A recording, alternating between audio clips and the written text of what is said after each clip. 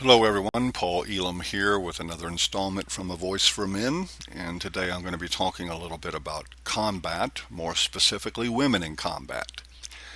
You know, it's considered an American duty and a uniquely male one to stand at the ready, for a man to live one induction letter away from putting down the tools of his trade and picking up an assault rifle. The reasons for the wars don't matter. That our government sees fit to wage them is enough, whether they're moral and right or not. In principle, I guess it's somewhat sound. Nations sometimes require defense, even with all the nightmarish consequences that defense can entail. It is the price of citizenship, the sometimes horrific cost of freedom, and it buys us the right of self-determination. It justifies, however meager, our voice with the leaders that we entrust with the weightiest and most solemn of decisions. One might easily think that it reasonably follows that those who cannot be compelled to defend their country, who are indeed exempt from that risk from the moment of birth, should not have a voice in how it is run. If you can't be forced into an induction center simply because you're female, then perhaps you shouldn't be allowed into a voting booth for exactly the same reason. If your sex exempts you from paying for your freedom, then maybe it should exclude you from having the power to send others to do the same. Therefore, every female elected official from both parties should resign their seats in the federal government and just sit back and enjoy the protected privilege that their birthright has afforded them. That is, until women have to play by the same rules that men do. It's simple. No pay, no play. Any society that ignores this cannot be seriously taken as one that embraces equality. But of course, we don't embrace equality where it comes to women. We hanker only for their privilege and then look the other way and whistle while the men have to ante up. The net result is a culture that demands women enjoy freedom and security that only men must die to preserve. So the question becomes, who's responsible for all this?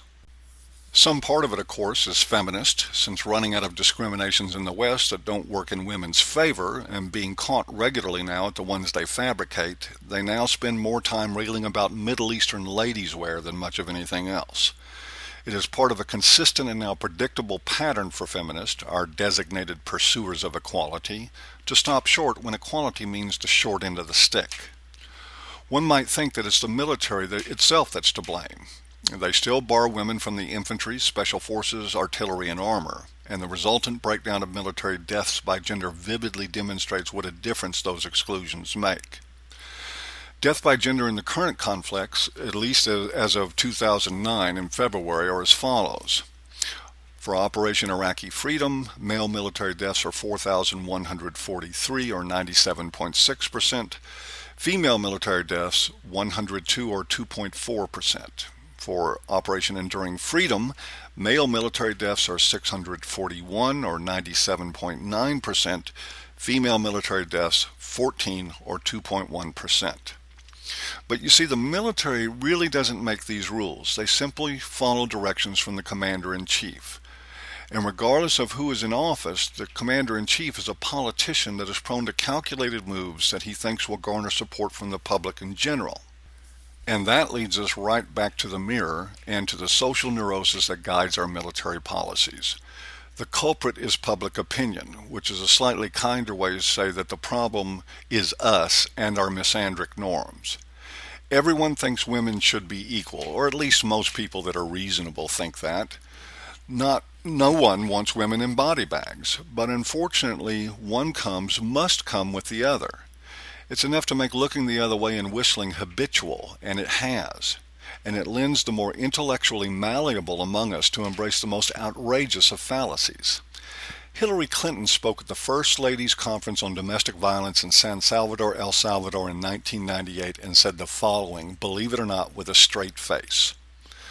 Quote, women have always been the primary victims of war. Women lose their husbands, their fathers, their sons in combat.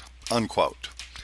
In other words, according to Hillary, the dead, the maimed, crippled, disfigured, and psychologically destroyed from combat are secondary. The primary victim is the woman who a soldier won't be providing for and supporting once he's disabled or deceased. These are either the sentiments of the mentally unemployed or just someone who values male life with the compassion of a vulture circling above a wounded animal. Sure, Clinton was crazy for saying such a thing, but she actually was parroting the unspoken sentiments of much of the general population. We prefer that men do the dying and that the women be spared hardship. But we want to be equals. It's the cognitive dissonance of a post-feminist culture. And since that dissonance is preferred over necessary change, we are stuck. One foot inextricably lodged in the old paradigm, the other only planted in the new firmly enough to bring women privilege without commensurate responsibility. And it means the lives we live are covered with the blood of men who pay the price for them. It is just enough male dominance to ensure women don't have to fit the bill for their freedom. And the roughly 98 to 2 disparity of casualties is sufficient to force politicians to carefully acknowledge our men and women who serve in harm's way, further reinforcing the collective denial. It's like acknowledging the blacks and whites that were harmed by apartheid in South Africa. This kind of insanity is where we will remain unless forces of reason compel us to take action, and that action can only go in one of two directions. The first option is repealing the 19th Amendment, and that likely won't and probably shouldn't happen. So the method of choice to end the free ride on freedom train would be women in combat, women in selective service, and women in the draft should we ever need that again. It wouldn't be a first in history. The Soviets did it in World War II, and by law the women in Israel do their time in uniform as well, although it's a year less than the men have to do. There are other examples. There are some problems, though. Primary among them are complications that women can and will present on the battlefield. Those are minimized in much of the current war zone, where the number one mode of transportation is on wheels and hydration is more of a challenge than navigating the terrain. It will be much more interesting to see how women in combat perform when they have to manually hack their way through long stretches of jungle undergrowth in 110-degree heat to reach an objective, or when they have to scale canyon walls with half their body weight strapped to their backs. Even researchers bent on finding as much evidence as possible to reframe the gender strength gap into a socially caused phenomena concede that women on average have roughly half the upper body strength as men, less aerobic capacity, which translates to endurance, 37% less muscle mass, and lower bone density that contributes to more fractures and structural injuries than seen in men. Now, when strength and stamina count, the average woman will hinder the average man, not just a little, but a lot.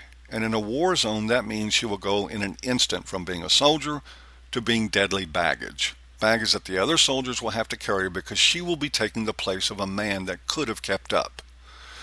Of course, same-sex combat units would solve that and a lot of other problems.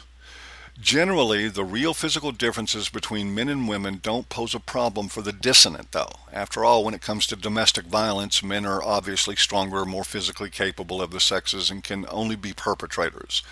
But when something has a little prestige or a paycheck attached to it, even combat, all that suddenly goes out the window, and men and women are equals in every way. But you see, in this case, we can't afford to run on delusions. It's deadly.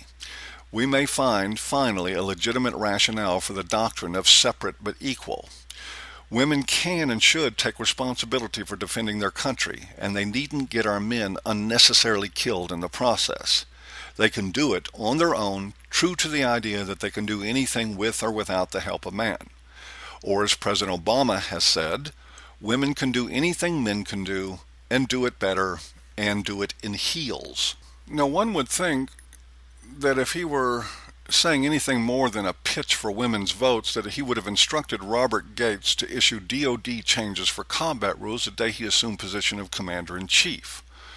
Or does the president secretly think that women in combat is a bad idea?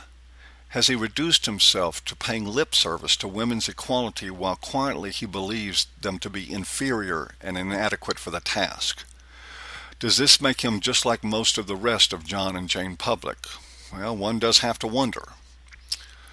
But by being all hat and no cattle on women's equality, the President of the United States reflects still more of the stagnancy that results when reality meets PC bullshit and doesn't know where to go from there. There's but one way to go when it concerns women in combat, and that is not to let them in, but to force them in, just like men, and to slam the cage door shut behind them as they enter. It is one of the many changes that must come if men and women are to be treated equally under the law, and we are long past any other options that make sense. And in doing that, we will truly see what happens where the rubber meets the road. Because the quickest way to see if anyone really desires equality, well, that's give it to them.